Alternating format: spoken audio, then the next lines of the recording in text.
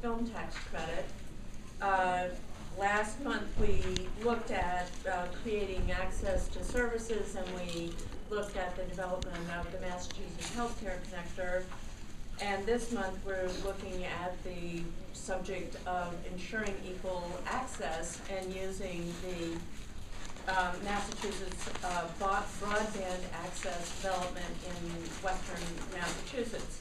And we have seminars that we will be holding in the spring also on conserving resources for the future, the Massachusetts, the case of Massachusetts fisheries, managing risk, the case of toxic substances, promoting responsibility, the case of insurance regulation, that would be me, and ensuring the ongoing legitimacy of democratic institutions and looking at the case for civics education. Also working with Chris and me on this project is Jennifer Nash, the other at the table, who is a senior research associate, and she and Chris are working on a project on nanotechnology and society, yet another complicated government access issue. So we have today the issue of broadband access. We have two speakers and our moderator who will help direct the topic, but for representing the state is Stan McGee here to my right, who is the Assistant Secretary, for Policy and Planning in the Executive Office of Housing and Economic Development. And in that role, among others, in strategic planning, he is also the Broadband Czar, which is a pretty highfalutin title, but it actually comes out of legislation, believe it or not.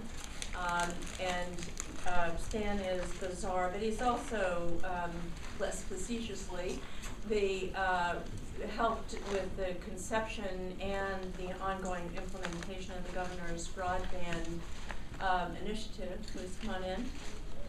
And he chairs the board of directors of the Mass Broadband Institute, which is responsible for that implementation. He's a graduate of the University of Alabama, believe it or not, and we got him here in Massachusetts. We're delighted. He went to the University of Oxford on a Rhodes Scholarship and graduated from Harvard Law School.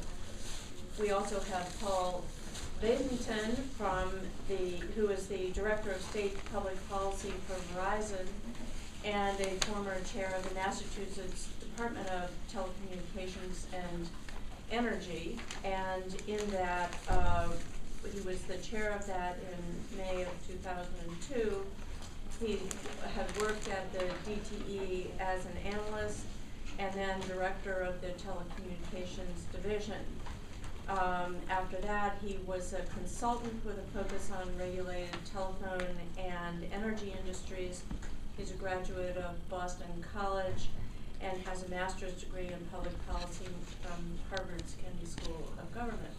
And moderating our discussion is our own Richard L. O'Brien, who is the director of the John D. O'Brien African American Institute here at Northeastern and a senior lecturer in the School of Public Policy and Urban Affairs.